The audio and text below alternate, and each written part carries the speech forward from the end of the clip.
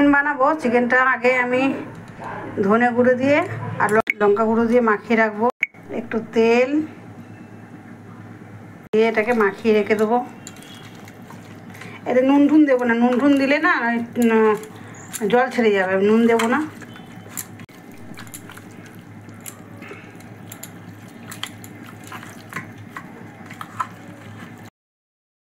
কিছু শুকনো মশলা শুকনো খোলায় ভাজবো। 1 চামচ ধনে গোটা ধনে, 1 চামচ গোটা জিরে, 2 দারচিনি, 1টা লবঙ্গ, 2 এলাচ আর এই 4খানা শুকনো লঙ্কা। সব আমি শুকনো খোলায় ভেজে নেব। সুন্দর সেন্ট বেরিয়ে গেছে, ধোঁয়া উঠে গেছে, ভাজা হয়ে গেছে। এটা আমি গুঁড়ো করে নেব। ভাজা মশলাগুলো আমি এখন গুঁড়ো করব। চিকেনের আলুটাকে আমি ভেজে নেব। তেল দিলাম,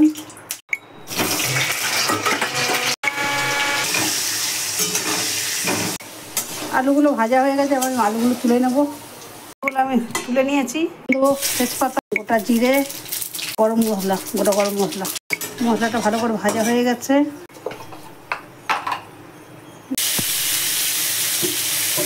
পেঁয়াজ কুচিটা দিয়ে ভালো করে ভাজা করব।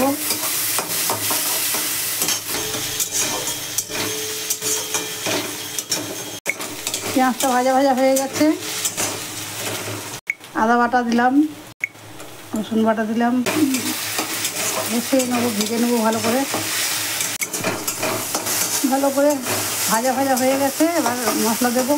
কাঁচা লঙ্কা বেটে দিলাম, এটা জল হয়ে গেছে। আমার কর্তা বেড়েছে, জল করে রেখেছে। কাঁচা লঙ্কা বাটা দিয়েছি, হলুদ গুঁড়ো দিলাম, দিয়ে ভালো করে কষাবো।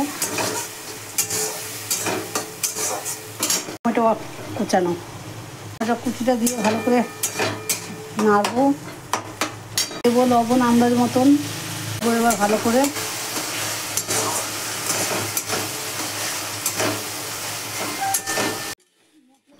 মশলা থেকে তেল ছাড়তে শুরু করে দিয়েছে।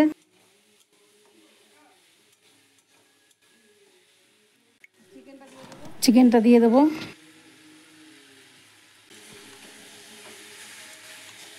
চিকেনটা দিয়ে ভালো করে মেশাবো মশলার সঙ্গে।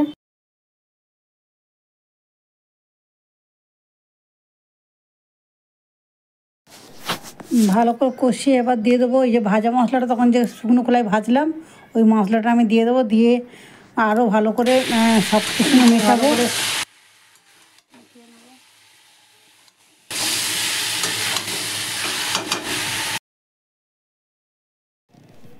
মশলাটা খুব ভালো করে চিকেনের সঙ্গে মাখানো হয়ে গেছে, ভালো করে মেশানো হয়ে গেছে। এবার দেবো টক দই। টক দইটা দিয়ে ভালো করে আবার কষাবো।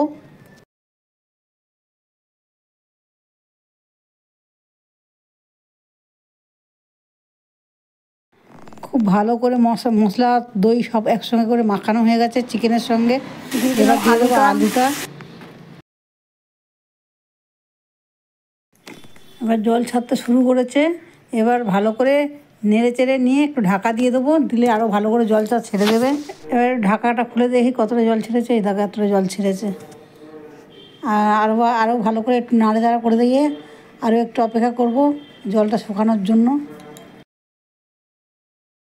চিকেন থেকে যে জলটা বেরিয়েছে, এই জলটা ভালো করে শুকিয়ে যখন তেল ছাড়বে, তখন গিয়ে জল দেবো ঝোল করার জন্য। তো ভালো করে কষাতে হবে। খুব সুন্দর একটা সেন্ট বেরোচ্ছে। এই ভাজা মশলা দিলে এটাই হয়, এত সুন্দর সেন্ট বেরোয় মাংসর থেকে। কষানোটা খুব ভালো হয়েছে কষানোটা। এবার আর একটু কষিয়ে জল দিয়ে দেবো। দইয়ের বাটিটা ধুয়ে, ওই বাটিটাতে অনেকটা দই লেগেছিলো, তা ধুয়ে ওই বাটিতে করে জল দিয়ে দিলাম। আরও একটু জল দিতে লাগবে। বাটিটা দিয়ে জলটা দিয়ে আর একটু নাড়াচাড়া করে নেবো। নিয়ে আবার একটু জল দিয়ে দেবো,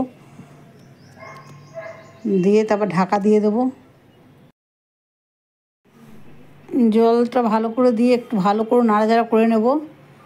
করে নিয়ে তরকারিটাকে, গ্যাসটা মিডিয়ামে আছে, তরকারিটা ফুটতে আরম্ভ করেছে। এবার আমি ঢাকা দিয়ে দেবো।